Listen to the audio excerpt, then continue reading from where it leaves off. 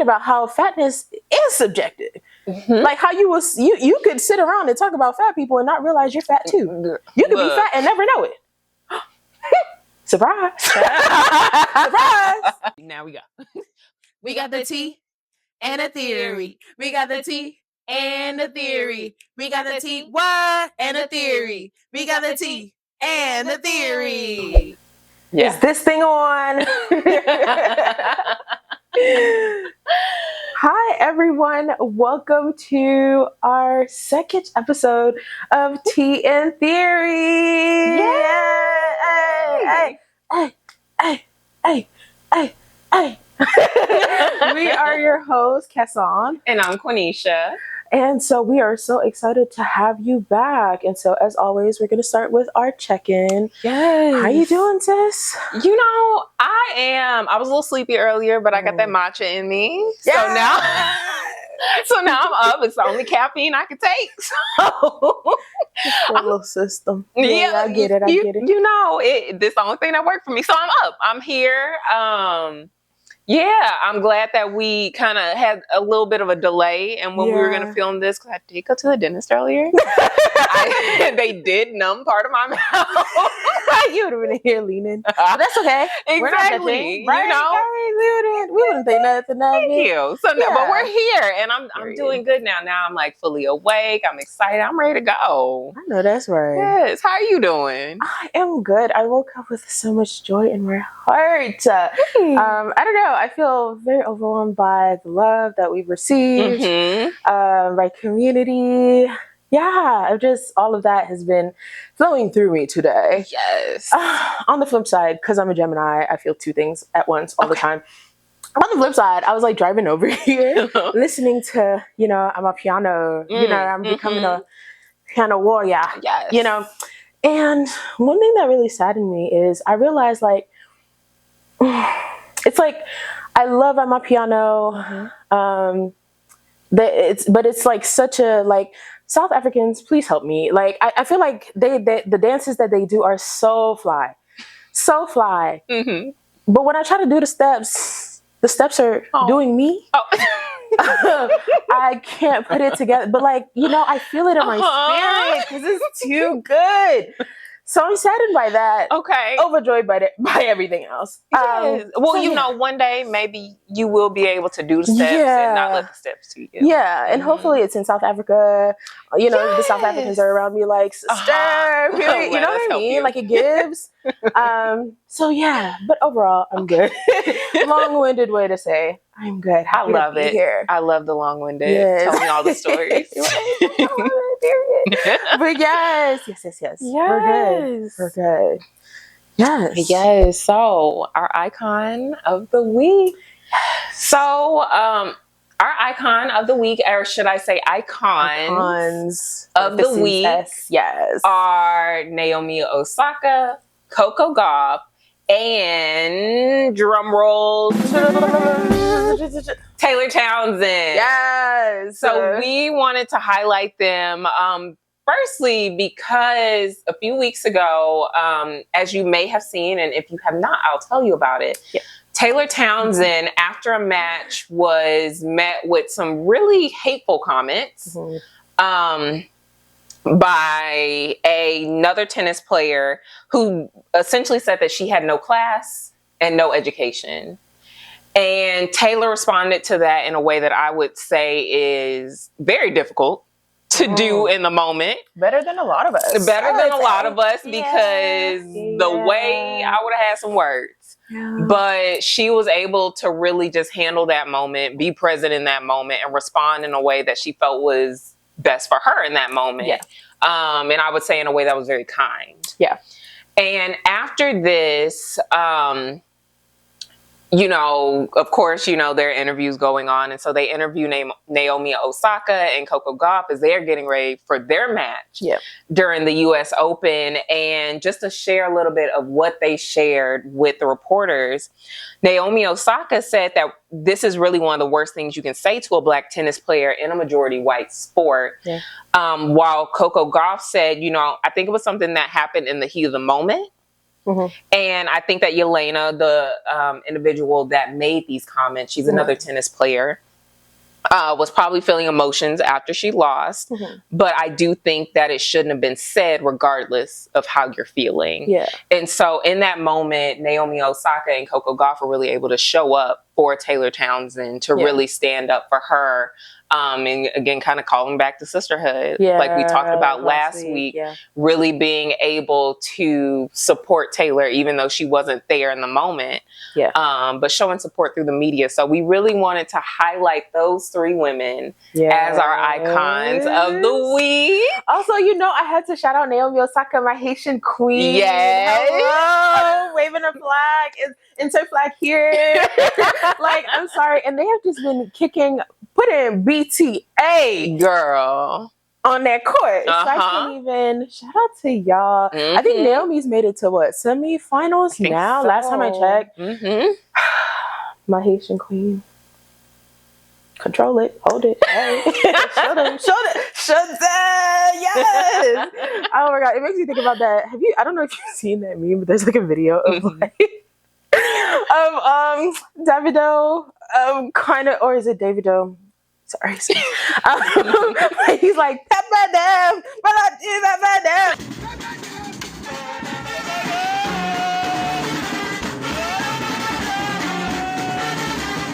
That's literally what I think every time I see them or get any news. I'm just like, pepper them. Exactly. Yes. My Haitian queen. Anyways, shout out to all y'all. Putting BTA. Yeah, look. As we should. As we should. But yes, thank you for introducing our icon of the week. Yes. Our icon, sorry, all of y'all. All right, so today, our topic of the week. So we are going to touch on something that's been kind of popping throughout the media. There have been so many articles, so many things talking about this. And I don't know, for me, I had just such a visceral reaction. We'll talk about that. So, what we will be talking about today is Naomie Pilula, who is a lawyer based in Zambia, who uploaded a selfie in June because, and hold on, let me read through what her caption was. So she posted a picture of her smiling, and her caption is, "Happy Monday. The hair is hairing and the skin is skinning, so I'm so happy. And this is a Bantu knot out on freshly washed hair. So even though my hair is in dire need of a retire, it's still cute." I feel like that's so, like, any one of us could have done that, right? Could have posted that. You're feeling yourself. You're having a good day. Like, I'm sorry, but like a good hair day, girl. Because the way I will fight with Miss Chanel, that's my hair, by the way. The way her and I fight. Yes. And then imagine Miss Chanel just woke up and was like, actually, what if we cooperate What if we give it to them today? You know? Yes. So I feel like a lot of Black women resonate with that. A lot of people, period, resonate with like, we look good. Let me show the girls what I'm working with today, right? And so a reaction that we would usuly think or like the reaction we would think we would get would be like our friends, maybe followers being like, clock, turn that up, you look good, 6, 7, 8, you know, all of that. So that was not the case for Miss Pilula. Actually, she received over 500,000 comments, shares that cruelly zeroed in on her features. So Pilula, and so this is an article, actually, I'm referring to an article from The Griot, where they interviewed Ms. Naomie Pilula, where she says, "I had people tell me outright, you're ugly and you don't deserve to be on the internet." Like, who are you to tell me that I don't deserve? Do you own the internet? Excuse me? Whoa. Like, where does that reaction just come out your spirit? Mind you, if we go back to the original, to the start of this, I was feeling myself. All I said was, I have a good hair day. My skin looks good, baby. Like, that's, Happy Monday. That's insane for that to be people's reaction, right? But yeah, right. And one of the things that I really loved was her response to people. I think she responded in a very gracious way, in a way that I don't think a lot of us would have had the strength to respond in that way. So she says, and this is from a People article, I am not an aesthetically beautiful person. I'm not, and that's okay. But I love myself and I can be myself. And with that is a certain level of beauty, because there is a light that everyone has and that deserves to shine. I mean, beautifully said. It is very well said. Yeah. And what stood out to me is in people's reactions to her, right? Because there was this flood of negative comments, but then there was also kind of this flood of positive comments once people kind of found out what was happening. And people then were replying like, oh, well, you're beautiful. Oh, no, don't worry about what everybody else is saying. You're beautiful. You know, you're wonderful. Which, as kind as that is, I don't think that that's the point. And I don't think that was Miss Pilula's point either. And I don't think that I want to comment on her looks, because it's not the point. Like, us thinking whether or not she's beautiful is not the point. I think the point is that no one deserves that kind of cruelty, regardless of what they look like. And when we talk about cruelty, I think we start to then enter the conversation of desirability politics, how we treat people that we're not attracted to, how we dehumanize people, either by sexualizing them or desexualizing them, right? And so, those are just the things that I started with, was just like, man, I don't think that's the point. Because even I was on Twitter and I saw someone kind of draw her, which I thought was so beautiful. Like, an artist kind of recreated what they saw in her. But even in that picture, in those art pieces, I noticed the ways that they would try to make her beautiful. They would kind of try to have everyone else see that she's beautiful. And I was like, I get it, right? We want to be kind. We want her to feel beautiful. But one, she already does. And two, that's not the point. She doesn't have to be beautiful. She doesn't have to be anything beyond just Miss Naomie Pilula. Her being is just enough. Her being herself and existing is just as deserving of being able to celebrate yourself. Being able to be present, show up, be on the internet, and just put yourself out there. None of this warranted that. But I see what you're saying, and even in people trying to kind of do the right thing and rally behind her, it's reinforcing these desirability politics. It's reinforcing, well, what beauty is, or you need to be beautiful for it, and as well-meaning as they are, right? You need to be beautiful for you to deserve X, Y, Z, 1, 2, 3. And the point is, she doesn't. And I think that that's exactly what she's asking us. And she hasn't. I mean, I guess she didn't mean to. She was really trying to exist, really. Literally. But this is a look into how we treat people who are on the margins of desirability, right? Like, how we dehumanize and reduce people. And then how sometimes we, in an effort to, like you said, kind of clean up, we then reinforce the system. And we kind of then end up doing or continuing to work within the system that oppresses us. And when I say the system, I'm thinking about the intersections and the things that people perceive in what I think is Miss Pilula. What I think they see in her is that she is Black, she is woman, right? And so I think there's an intersectionality of, racism, sexism, misogynoir specifically, how we dehumanize Black women. And it was just really hard to wrap my head around. I had a very visceral reaction, because it's kind of like, dang, this is like, like, I'm laughing because I genuinely cannot believe how cruel this is. Because it's like, just like you said, that could literally be any one of us sitting here and just like, I just want to celebrate myself. Yeah. And people are taking it upon themselves to put you down. Yep. In the most cruel ways Yep. possible. I know there were comments saying some of the most hateful things, yeah. suggesting plastic surgery yep.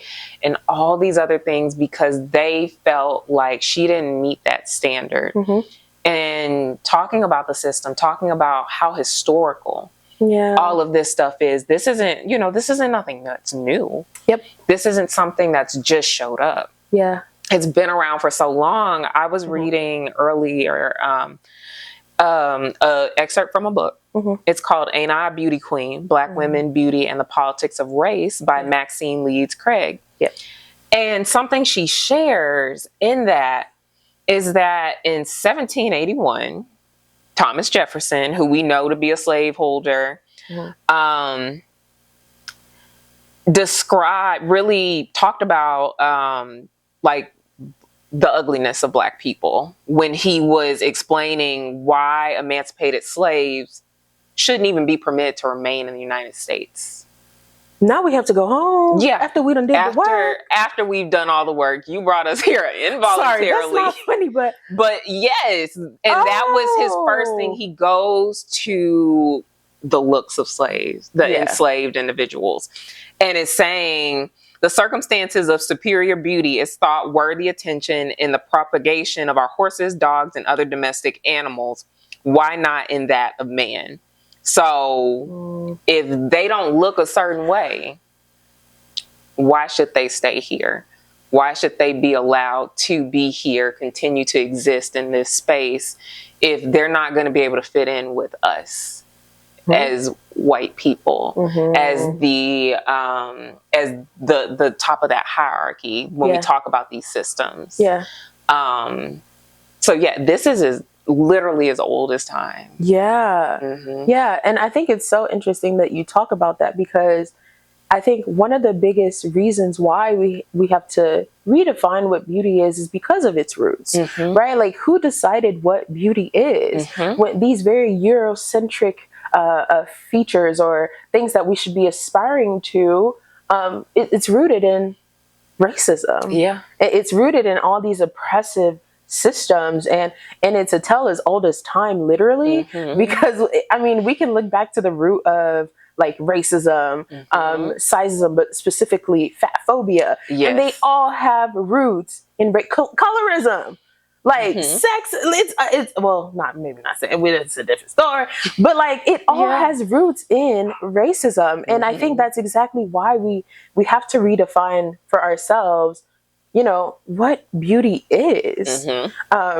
because it's just used to justify violence. And violence can seem like such a big term, but when we literally look at instances like what happened to Miss Naomie Pilula, this is the violence that we're talking about. The 500,000 people telling you that you are ugly, that you should go get plastic surgery, that you should not be here. You do not deserve to be in this space with me because you do not look like what I think you should look like. That's violence. That's violence, even if it's on the internet. Yeah. And they have a word for it, actually. They actually have a word for it. And the word is algorithm. I'm going to say it.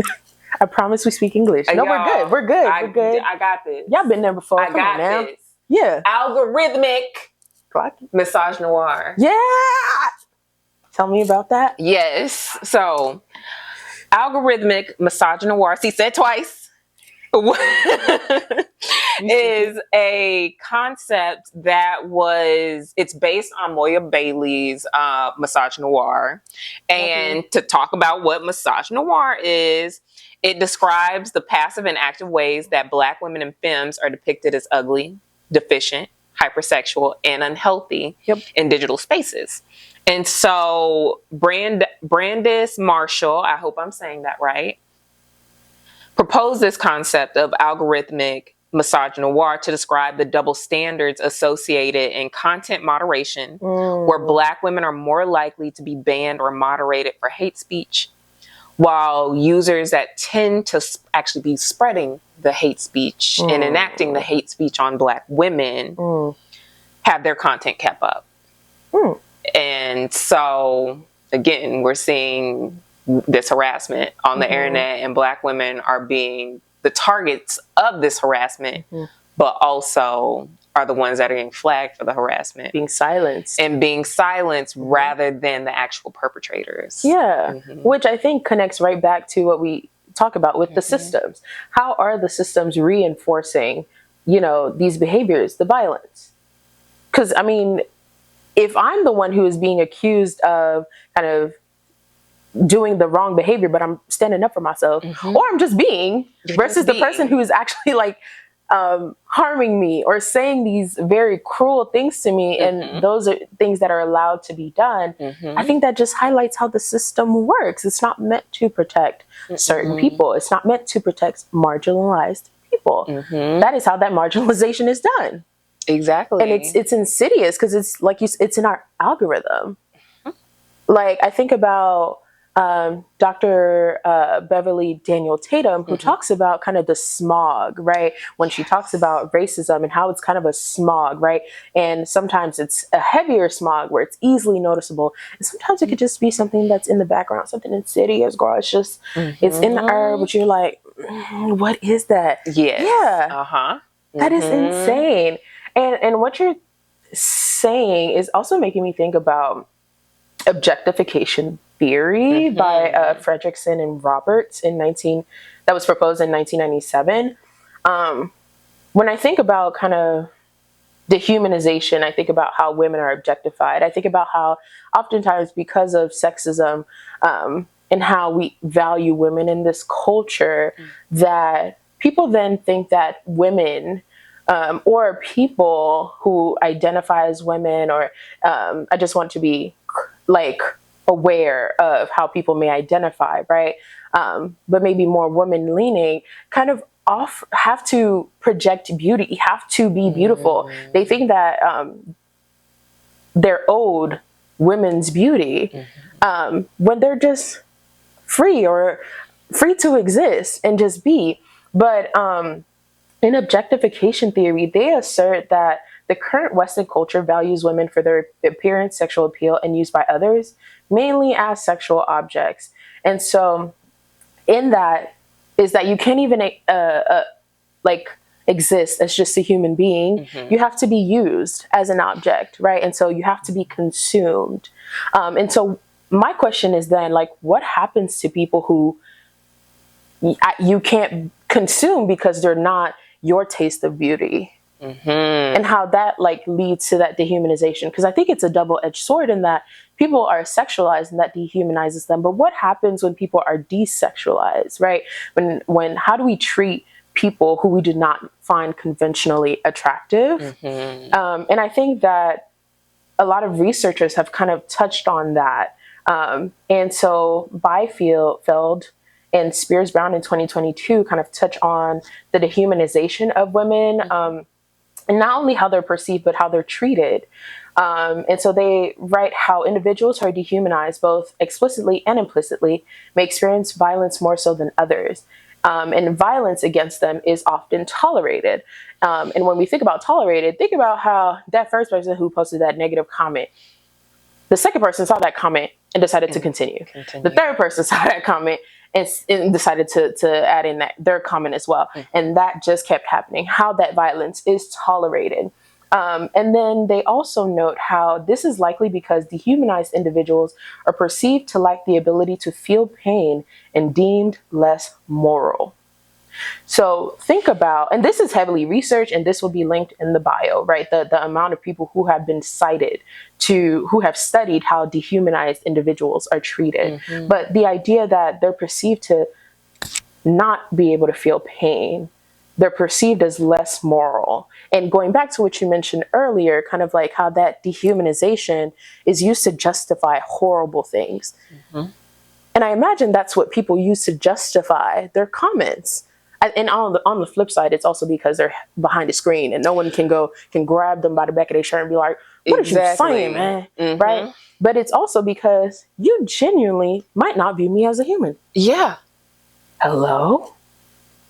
And I think I'm silent because I'm thinking about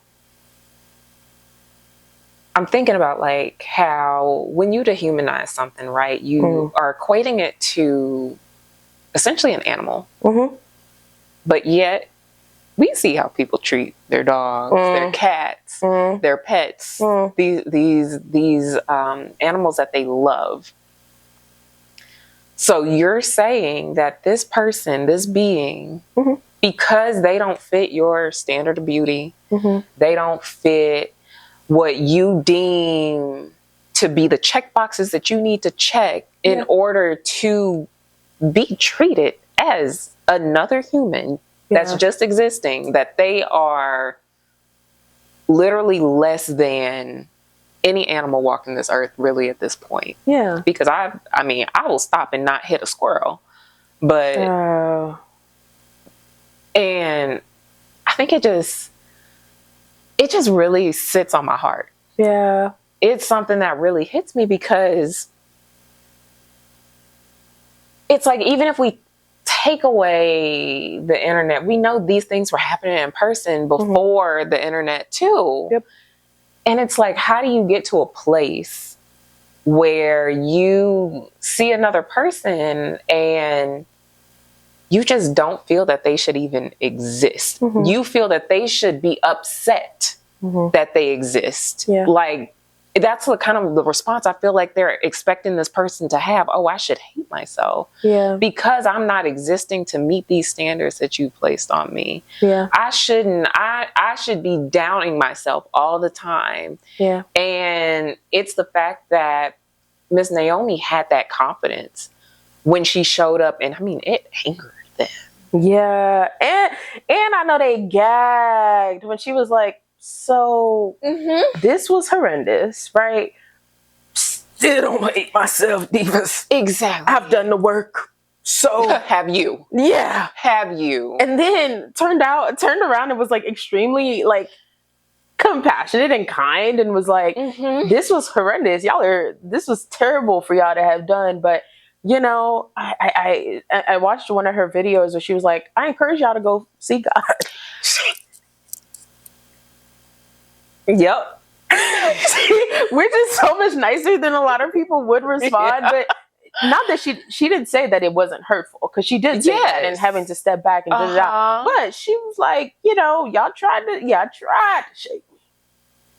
However, I am that girl. So I'm still here and I still value myself. Indeed. And that's how, you know, she talks about like she's done that work. And even I know in, I think it was a People article, they were talking about how she had went to her sister after. And she was telling her sister what was happening. And her sister was like, well, why is this bothering you? Like, let's talk about that. Like, why is this really hitting you? Because you've got, you know, if it was a different comment, if it was something else, it wouldn't have hit you like this. So what's going on for you? And she was able to have that moment to really sit with it and like, well, maybe, you know, I have healed a lot of things, but maybe there is this part that's not as healed. And she was able to sit and reflect on that and still come back. Yeah.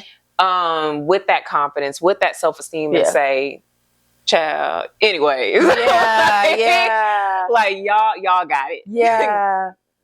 God be with you. Yeah. Yes. Because but yes, and it really, I think what sits with me is everybody doesn't have that, right? Everybody doesn't have that self-confidence. Everybody doesn't have that work. They haven't done that work. And so it's, you know, in thinking about the internet, it's not always a safe place for people. And I think it'll be important for us, like, as we're having this conversation, to be thinking about, well, in what ways could they get that support? Could they get that hope? Because everybody's not going to come out on, you know, and be able to respond again in that same way that she was able to respond, that may have been a more healthy place for her to be able to come from. Yeah.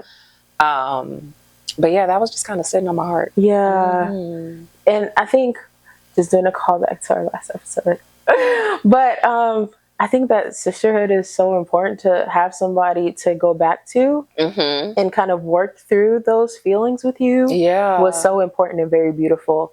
But yeah, I think to your point of, you know, not everybody has that, I think connects back to that violence. Because imagine what that does to you, to receive over, like, that's not, it's not just like 500,000 comments, period. It's like over 500,000 comments, over 500,000 people telling you that you are undesirable, that you do not deserve to be here. And what does that do to a person? What does that do to a person? Because it makes me think about microaggressions. We talk about how they're like tiny little cuts. Happening over time. Not at one time. Not 500,000 in one moment. Like, that's not a cut. Y'all done stabbed me in my stomach and spilled my guts. Like, not to be extremely violent, but that is how violent it is. It was a very violent thing. Over 500,000 people.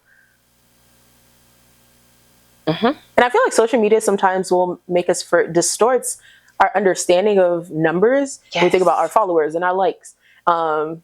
Tangent. How we feel about, oh man, I only got like 100 likes. If 100 people came up to you and was like, see, you did great, I girl. Love that, girl. How we would be like, oh my God, this is so many people. I feel so overwhelmed. How good do you feel? Yes. And so social media has kind of distorted. So 500,000, imagine you're sitting at a table, over 500,000 people come by and tell you you're ugly. That's a small city. That's okay. That's not funny. I'm sorry, but I had never considered it's over half. Like, it's like it's like a small city. That's a population. Yeah, that's a population. That is a population somewhere in this world. Oh yeah, no, definitely somewhere in Texas. I guarantee. Like, what? Yeah. So that amount of people kind of doing that to you is incredibly crazy. And I think when I was kind of thinking about how this came, or really processing this, I had to think about intersectionality, how her identities intersected to kind of then bring about this experience. So for those who don't know, I'm going to break down a little bit about intersectionality. So intersectionality is something that was coined by Dr. Kimberly Crenshaw in 1989. Yes, ma'am. Yes. And so it acknowledges how systems in power often overlap in their oppression of individuals with multiple marginalized identities.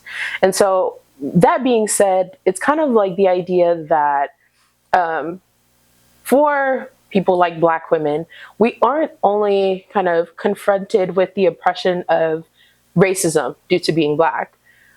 We are also then confronted with the oppression of sexism because we are then women, right? And as we add on kind of these identities, other marginalized identities that we may hold, how they intersect to create maybe like a new, unique experience of what oppression can look like due to all these systems coming together to oppress you. So thinking about somebody, so like I'll use myself, for example, how systems like racism, sexism, how sizeism, specifically fat phobia, how colorism, right? Because I'm dark skinned, like how all those systems come together to then oppress me, right? So that will look different from somebody who is maybe a Black woman who is thin, right? Maybe from a different SES. Maybe they have different religion, right? Because we are in America where is God, like, you know what I mean? It's God over everything. There's not really any, at this point, any respect for other religions, right? Someone who is of a higher socioeconomic class for myself, their experience as a Black woman may look different from my own. And so I think about how not only is Naomie Pilula a Black woman, she's also dark-skinned. And when we think about that, we also think about features or featureisms, right? Or featureism, sorry, which kind of looks at how our features are close to or maybe further away from those Eurocentric ideals, right? Because there were so many people pointing out her features as an African woman and how all of that kind of tied together to kind of oppress her, to be violent against her, to be weaponized against her. So I was thinking about the work that Kimberly Crenshaw has kind of set forth, and how it's still relevant. And I don't think it'll ever not be relevant as far as these systems come together to oppress us till we get to a point where they don't. But I think that was very much at play here, because we've seen the research where there are some people who are afforded more privilege. They are regarded and treated better because they fit a little bit more within what the society has said is desirable, what is attractive.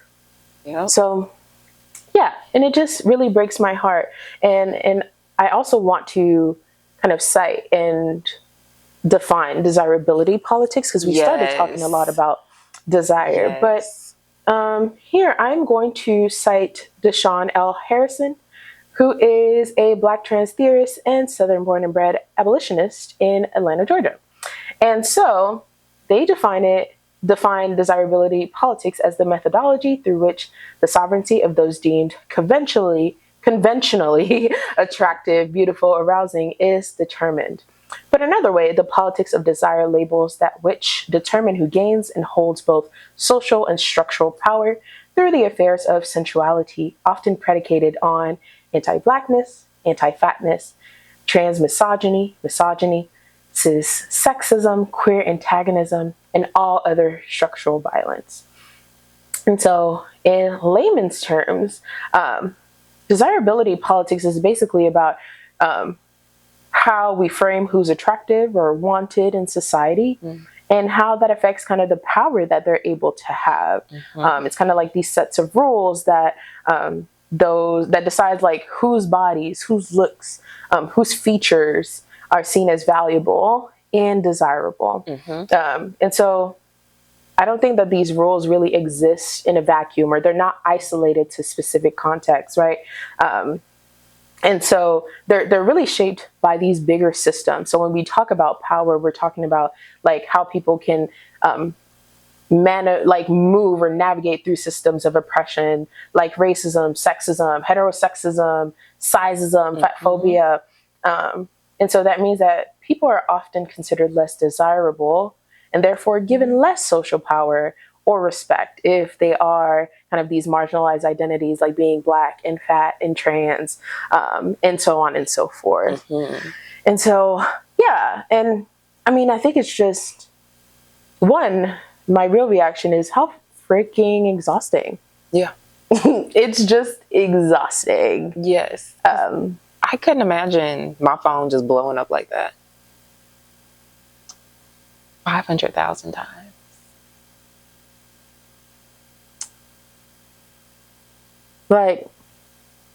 Like how exhausting.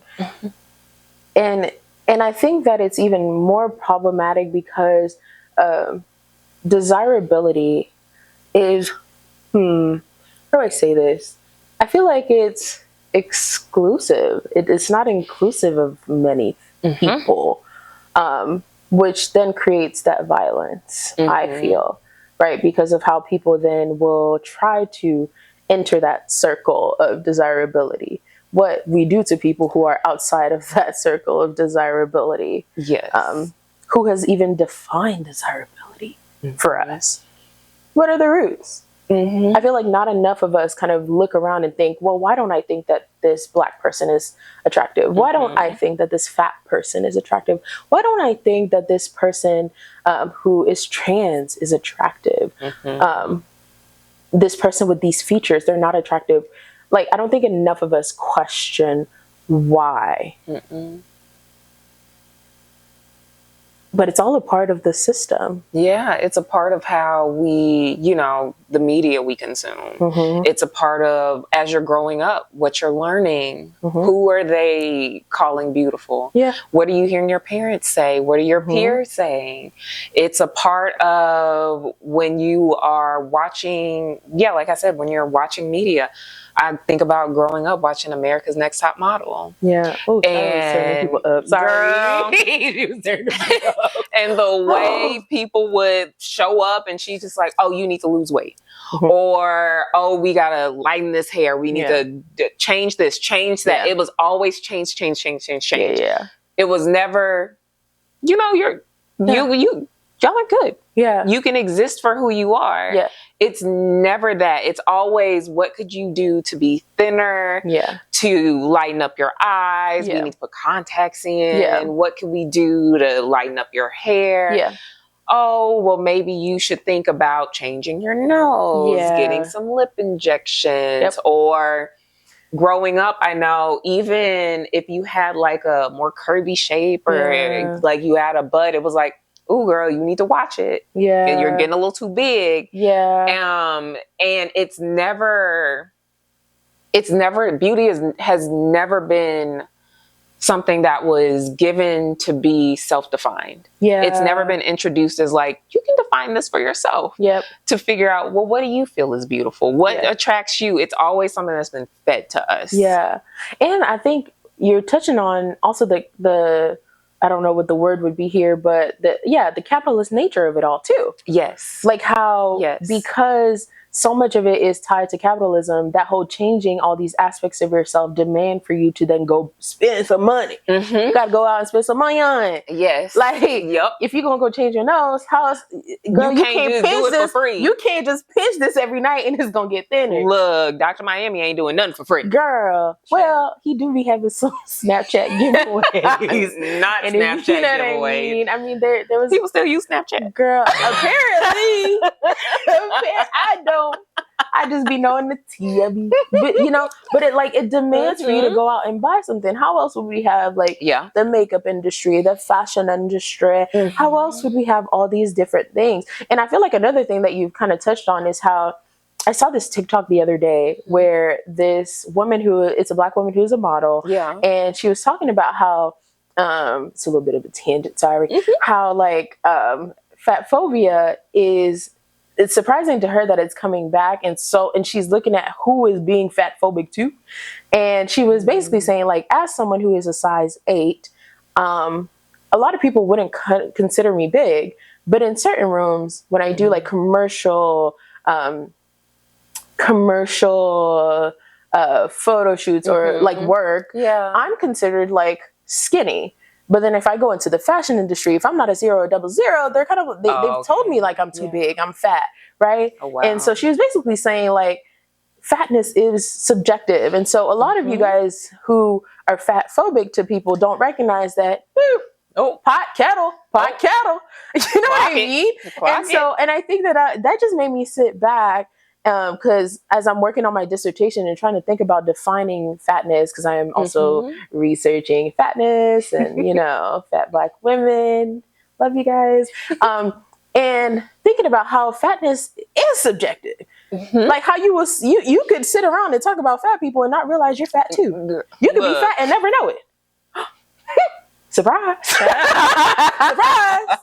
But in her TikTok, she was talking about how y'all don't even recognize that the small work that we've been able to do regarding body positivity and inclusive body work and things like that has pushed for your body to become more acceptable. And so now you've kind of used your power to then turn it around on other people.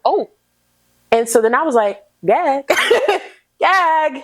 And I think that's another thing as well is how we see how people who maybe sometimes weren't desirable, who then become desirable, and what it does to finally get access to power that you haven't had before. Yep. How nice it is to hold that power. And putting my little therapist hat on, I can empathize with that, right? Yeah. Finally getting to be in the room that you've been kind of banging on the door. You've been banging. Your neck is bloody. Your hands are raw. And here you are finally getting to sit in the room. And what do you do when you sit in the room? And that's the question. Everybody in the chorus talking about fat people should never be in here. Yeah. Skinny people only. Hate Black people. And you're just kind of joining the chorus as opposed to being Yeah, so when I was all that, it actually wasn't fair. We should do something else. You know, maybe we should do something about this. Yeah. How about we not continue? Let's stop this song for one. Yeah. Stop this cheering. And let's actually, maybe we should do something. Yeah. No, it makes me, so when I was reading that article about beauty queens earlier, what it talked about is they talked about the Miss USA pageant and how there was a like a feminist march that was protest and march that was happening right outside the pageant. Oh, but the key word is feminist. Okay, not black feminist, but feminist. So we can kind of imagine it's not really black women there. They're not really included, as we know has historically happened in the feminist movement. But down the street, the NAACP was doing a black pageant as a way of protest to really highlight black beauty. And as we're thinking about, like, well, when you get some power, what are you doing? Well, we see how the feminist movement went, how that looked, and how as soon as they were like, okay, yeah, it's our turn now. It's our turn to get some rights. But black women are always, no, not you. Actually, not you. And instead of lifting us up with them, instead of saying like, hey, let's include you in this too.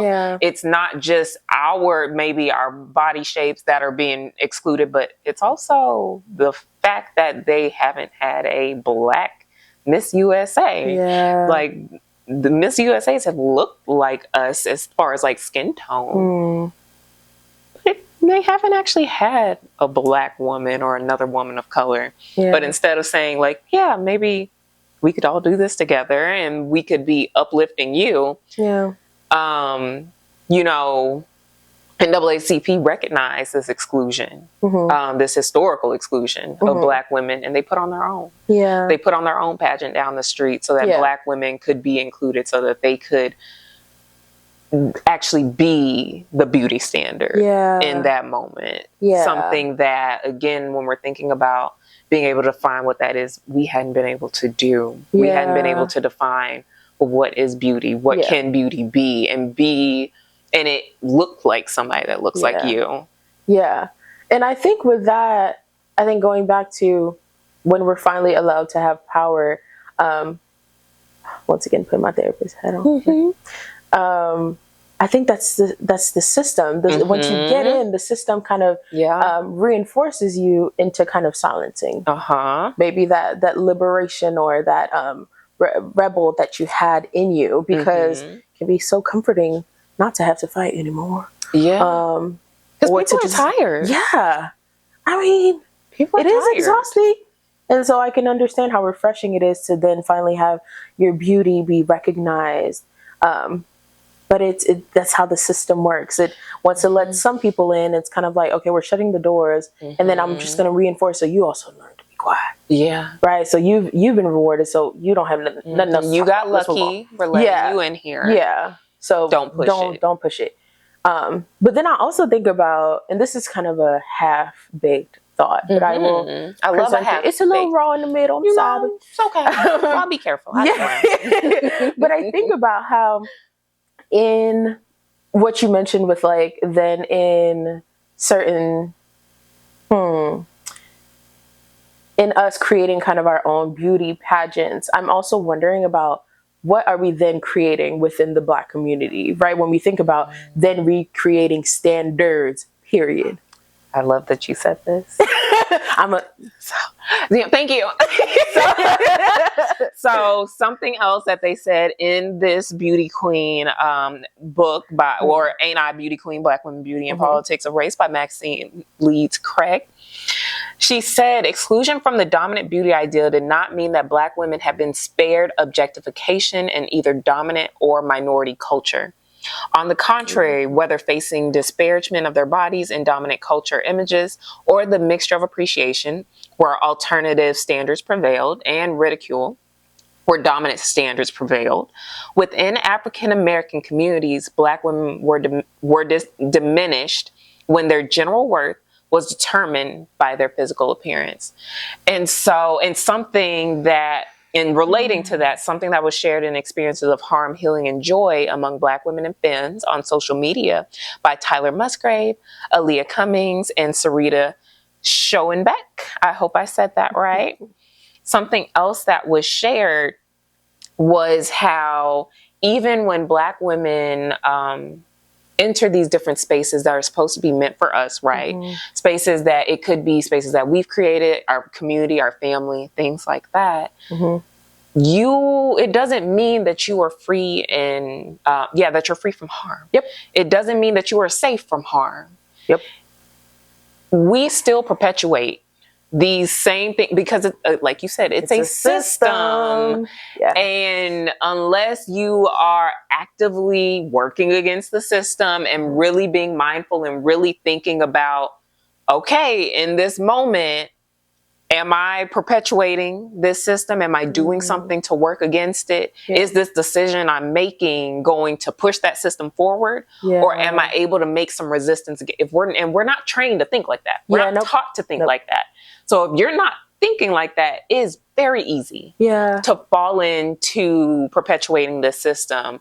Again, creating those standards of beauty, because we see it in the Black community. We see it all the time of what people consider and think to be beautiful. And unfortunately, one, because their standards, it excludes a lot of people. But then two, they're very unrealistic standards. I saw this post the other day, and it was talking about an hourglass figure. And it was showing a woman that had, she had a BBL, and you know, that tends to make the hips really wide. And someone was talking about like a true hourglass figure you can attain in a gym. If you're thinking about like what an hourglass looks like, there's kind of this proportion, maybe a smaller midsection. But they were saying, and they were saying just how, you know, what the getting a BBL creates, it's not realistic. It's not something you can really attain. That's not through surgery. And so if there are people that are looking at these things, because I've seen the influencers that are like workout fitness influencers. That's the word I was looking for. Those fitness influencers. And then they get found out of like, oh, you had surgery. You didn't work out and get this body. And they're like teaching people how to work out and do it. And so you have women that are aspiring to do this. They have them posted on their walls as like on their vision boards. Like, this is where I'm trying to get to because I want to be considered beautiful. I want to be seen in this light.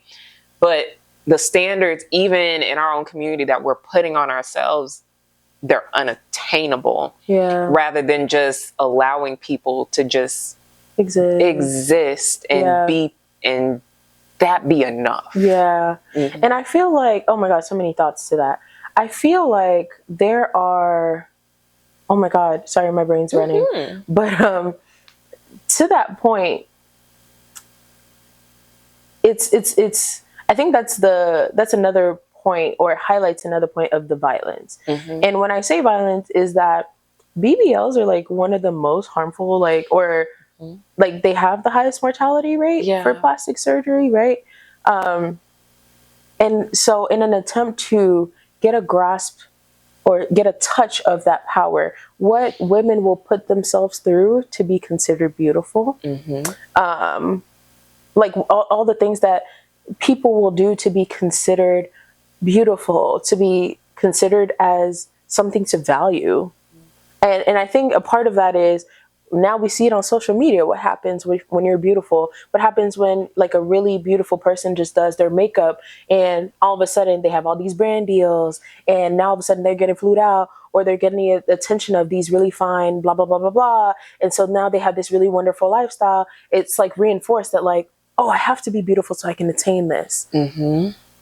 And we see it, right, with like, when we think about like colorism, we can see that like lighter skinned people get access to more of this than dark skinned people. We see that skinny people get more access to this than fat people. We see that white people get more access to this, and as opposed to people with other people of color or Black people, right? Like, we see that there is a social power, and that violence is that we want to touch it so bad because it would make life so much easier if I also had this power. If I could just walk into a room and get the job, why wouldn't I change myself? And so I think that's the violence that we're talking about, that sometimes it's not explicit, but it's an implicit thing where it has us kind of inflict harm on ourselves so we can get a little taste. Yes. But that also, it's like a false sense of safety. Yep. Yeah. It's a very false sense of safety, because even though we see like there's more overt violence towards people that do not fit within that category of being beautiful, with being desired.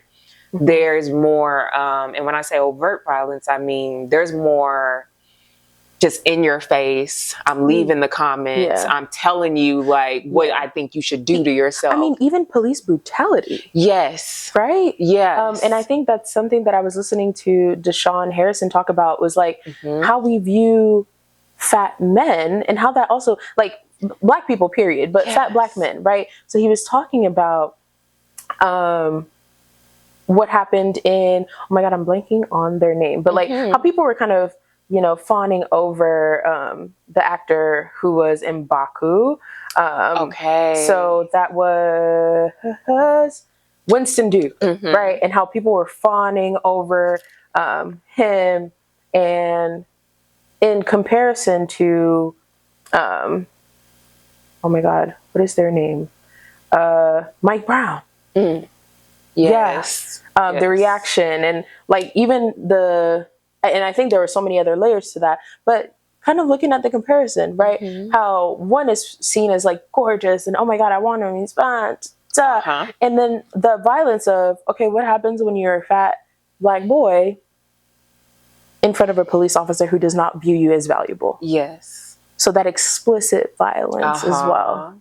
And so that's why I say, when we say violence, we mean that violence. It is violent. Literally violence, because it's acting with that power. Yeah. And it's justifying their actions toward you. Sandra Bland, like, it's like, you don't view me as, like, because you don't view me as beautiful, you dehumanize me. And so I'm not seen to be as something that you should consider before you shoot your gun. Yep. Like, Yep. And so that overt violence is what people are experiencing. Yep. But what they don't realize if I now take these other lanes of violence to get my body to look like what I want it to look like, to be able to show up in the way that the world is telling me is beautiful, they're not realizing that it's kind of trading one type of violence for another type of violence. Because even those that have achieved that look, and now they're on social media and they're famous and they're able to kind of get all these things, they show us what they're getting, but they're not showing us the stalkers that come with that, the continual harassment that they're getting in social media, of objectifying them. It's different. And it's less, I don't know if I would say less dangerous, because the stalker's not.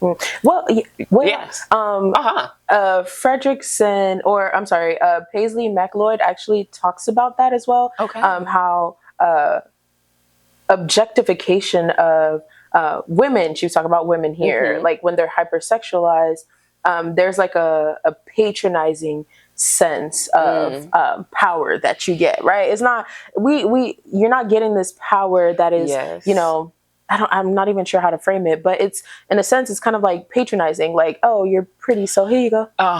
Here you go. It's not even like real power. For you. It's a little taste of. Yeah, it's like, here you go, pretty little thing. Yeah. Have that. And it makes me think of when we talked about like pet or threat. It makes me think about the pet part of that. Of people, and again, still being dehumanized, just in a more acceptable way of, oh yeah, you're so gorgeous, you're so pretty, here you go, girl. And really like that patronizing. It may be patronizing, but it comes with something. It comes with something. What did this? I'm leaving here with something. Look, I'm leaving here with something. I'm leaving here with something. You know what I mean? I'm from around the way. I'm leaving with something. And they do. And they do. Yeah. Mm-hmm. So, and I think a point to what you're saying is how much that kind of constant trying to attain beauty is a never-ending endeavor. Never ending. Because think about it, right? As you know, as you're growing up and you're learning what beauty is and you're trying to change and shift and, you know, do all these things. Well, now some of this stuff has to be maintained. Yep. But also as you start to age, who does the world tell us is not really beautiful, not really desired? Yeah. That's older individuals. Yeah. They start to literally be forgotten. Yeah. Often just silenced because they feel that their voices don't matter. They're older. Very much after a certain point, your existence starts to feel very hidden. Yeah. On purpose, just very much hidden away. Because you don't meet that standard of beauty. You're not young, because being young is a part of that. Yeah. It's a part of that standard. And so when you can't do that anymore, well, what do you do? What is your use? Yes. Yeah. What is your use to society? Yeah. If you're not beautiful and you can't show up. Yeah, girl, you gotta move to the back of the shelf, Diva. We can't take you stinking up the front. Yeah. Exactly. Like, it's a never ending cycle. It's something that people have to chase throughout their life. Yeah. And how exhausting that is, like, to have to, amongst the, like, and I say this again because this is heavy on my heart, paying bills. Girl. So imagine on top of paying bills, I gotta look beautiful. I gotta be, so I could be seen as worthy. So I could post it Instagram, mind you. I can't even just post my hair, like I remember when Instagram first came out, we whatever. I literally remember myself in middle school. Bro, I used to post anything. It would be random things, like I'm eating these chips. Like, no, literally, and it used to have the Instagram filter. It would be a bag of chips with like the filter on it. Like, so, you know, but yeah, like life is hard enough as it is. It's hard enough because of these systems. And so on top of that, now I gotta look presentable. On top of that, like, wait, child, I can't even go. Like, yeah, it's why tiring. Can't we just exist? Like, being a Black woman can be so tiring. Yeah. And it's like the trends keep like, and also with it being like a lifelong endeavor, the trends keep changing. Girl. Like that early 2000s, like they used to call Beyonce fat. They used to call Jessica Simpson fat. Eyebrows were this big. Like, and that was big. But then we got into the point where it was like, oh, well, BBLs. Now maybe we do like big butt. Yes, bigger lips. Maybe bigger. Now the girls are dissolving their filter. Now the girls are like, oh, I want to be skinny. Oh, now I want to do this, and now and so it will always change. And so I think that's why it's also so important for us to redefine what beauty is outside of these standards. For us to, like Miss Pilula, make sense of what beauty is for ourselves. How are we beautiful outside of what the world has told us is beautiful? So that in front of that violence, we could be like, exactly, and I'm still bad, and I'm still worthy. What's next? And is. Yeah. And is. And so I think it's very important for us to think about, like, what do we do with all of this? And I think for me, it's about redefining what it means to be beautiful outside of what society says. Yeah. What is it about me outside of what I look like that I can value? And this is not to say that I'm at the top of that mountain, divas, because I ain't. But I'm scaling her. Sometimes I slip back. Oh, that's okay. You know what I mean? Because I mean, it's the system, girl. I'm in the system. Yep. I'm in the system. I'm on social media. Like, you know what I mean? I'm in the world existing with other people. You don't exist in a vacuum. Yeah, we're not in the vacuum. Unfortunately, the vacuum sounds nice. Child, it might be a little less hot. Let me in. Texas, please. Just kidding. But like, yeah. And so I think it's about redefining what beauty is outside of these nasty little systems and remaining aware of how these systems are at play. Because I think when I'm more aware, I get to take a step back and be like, oh, so I'm not ugly. Oh, I'm not just reduced to what I look like in this world. Or, oh, I'm not just because I'm so many more things. As you guys have probably put together, I'm hilarious. She is. I am. She is. And why would I sit there and be sad about X, Y, and Z? I'm hilarious. Exactly. You know what I mean? So like looking beyond all these other things, and I think doing it, this is going to be a little bit of a tangent. Get in the car. But also how I view other people, and in viewing other people also, like, because I notice sometimes you have a habit of letting very nasty people, who are though very beautiful, be nasty people. You know what I mean? And so also taking into consideration, girls, who am I surrounding myself with? What do they affirm? What do they reinforce? You know what I mean? What are they also kind of challenging and pushing back in the system? You know? So, but it's hard. It's hard, especially now with things like body tea. Oh, the bodies do be tea. You know what I mean? But then I have to be like, no, think more. You know what I mean? Do more. It's more than aesthetic. Think about the roots. Think about all the nasty colonizers you're bigging up right now by following these trends, bro. Oh, I got a little Toronto day. Just kidding. Sorry, Toronto. I'm so sorry. But yeah. Yes, no. And to go off of your point, again, community, I think, is a big part of this. Like you said, being able to surround yourself with people that also are actively doing this work themselves, also actively being mindful of, okay, how am I contributing to the system? What am I doing? Am I actively, pushing back? How are we doing this together? But also a community that's authentic, that's real. When we're thinking about like our talk about sisterhood, that authenticity is really, really big. It's really important. You want to be around people that are going to be able to show up as themselves and be able to go through this life with you. And something that stuck out to me that they mentioned in the Experiences of Harm, Healing and Joy article, something they said is that joy is not found in the absence of pain and suffering. It exists through it.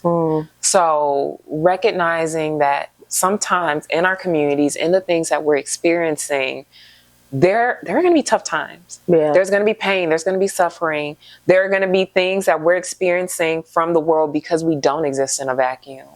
But being able to be together and know what brings you joy. And actively choosing to pursue that joy through it. Actively choosing to say something I really like to say is like, if I have something that happens to me that just kind of ruins whatever mood that I'm in, I got out of the habit of saying, like, oh, like I'm having a bad day or this is a bad day. I've started saying, okay, this is a bad moment. Because we have so many fleeting moments throughout a day. Mindfulness. Child. We have so many fleeting moments throughout a day. There's no reason to ruin a whole day because of a moment of pain or because of a moment of suffering. You can still choose joy in that same day. You could have joy in that very next moment. It might be 2 moments later, but you can still maybe 5. Maybe 5. And it's okay. You can still choose joy in that same time period. So even though we may be experiencing all these chaotic things that happen to us in the world that are telling us that we are less than, that we are not okay, that we shouldn't love ourselves, we can choose to turn to our community and choose joy at any point in time. And that doesn't mean do not be upset and don't be sad. Like I said, it may be 2, 3, 4, 5, 6 moments later where you choose that joy, but they don't have to ruin our whole day. They don't have to ruin a week, a month, a year. We can choose to give them that moment that they've stolen and leave it at that. Because joy is resistance, right? The system wants us to be unhappy with ourselves, with our community, with the world that we're in, right? And feel stuck. But that joy is so freeing, right? The joy of, dang, I am that girl, beyond what you say. Wow, I love my friends. Like, I love the community that I'm in. I love the impact that I can have in this world. You know what I mean? And so, yeah, I really love that. Joy is our birthright. Yeah. Just for existing, just for being here, you are entitled to joy. Yeah. You are entitled to joy just for being here, just for existing. There is nobody can give you that. There is no person on this earth that has that authority to give you joy. The joy is yours. You got to reclaim it, though. Are you listening? You hear? Oh, okay. Yeah, it's your birthday. Go out and get it. Yeah. Yeah. Yeah. It's something about saying good. Yeah. Yeah. You know what I mean? 'Cause yeah. Exactly. Yeah. I'm sorry. Okay. Let's. Don't get me. Okay. She was gonna be like, wrap it up. Wrap it up. And we're gonna cut off everything. Cease and desist. Yeah. Stop. Usher, please. Usher. We're just young big women. fans. We're big fans. We are. You know? Sponsor us? Yeah. Hello. Little money. Hello. Like, we're laughing, but we're not laughing. But look. We're laughing, but we're not laughing. Hello. We would like that moolah. Thank you. Okay, that moyan. Yeah. Period.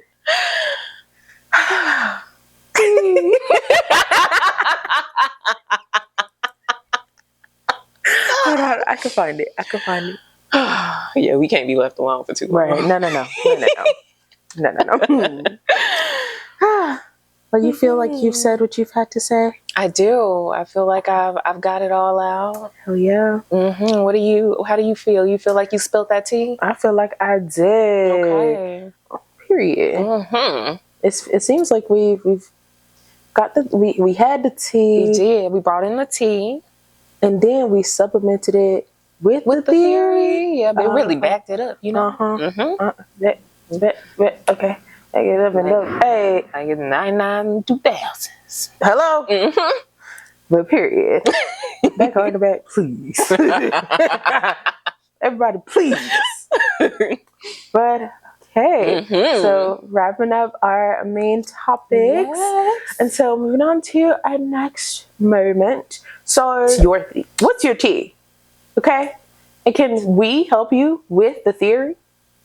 Send us your tea through our email, teaandtheorypodcast@gmail.com, and follow us on all our socials at Tea and Theory Podcast. Right now. Okay? Right now. Stop. Literally stop. Yep. Well, wait. Like and subscribe. Oh, do that. And follow. And then hit play. We'll wait. We'll wait. We're here. We have nothing to do. Nothing else. Kidding. We do. Yeah, so quickly. Quickly. Like, please.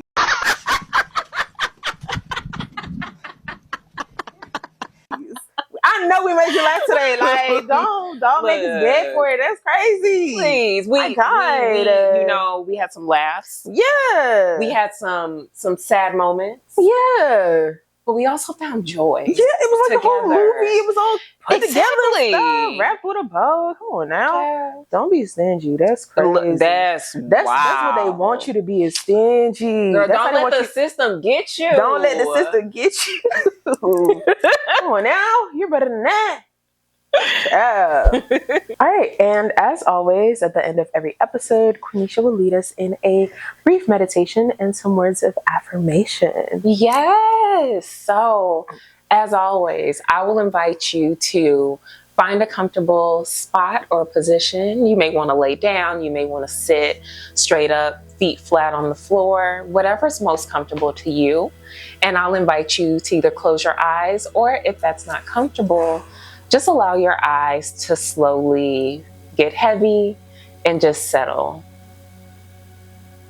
So I want to bring us into this moment, taking deep breaths, breathing in deep from your abdomen, deep from your diaphragm and taking slow exhales out. Allow your body to really just settle into this moment.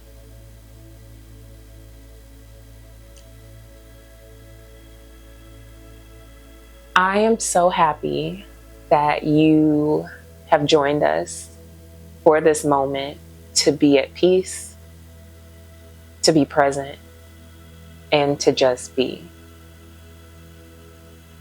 There are so few times in our lives where we're able to just exist and that be enough.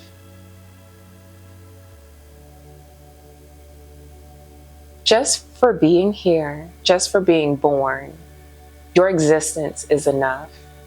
Your presence is enough. No matter what anyone else may say, no matter what the world may tell you, you are enough just as you are, full stop. The world often wants us to question, do I belong here? Should I be showing up differently? Am I tall enough? Am I thin enough? Am I beautiful? However, it's okay to just ignore all the noise that surrounds us, the smog that surrounds us, telling us that you are not enough. Because you are just for existing. You deserve to just be able to be and be present. So take this time to be.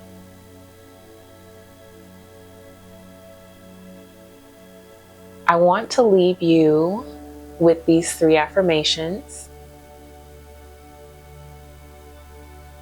Joy is my birthright.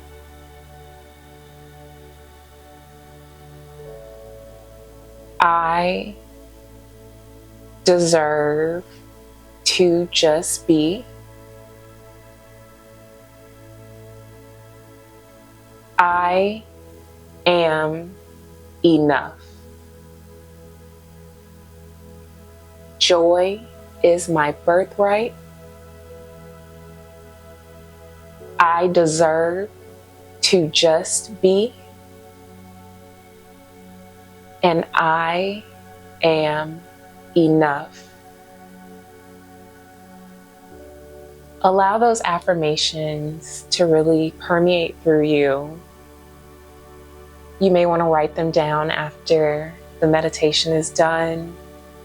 You may want to use those throughout your days.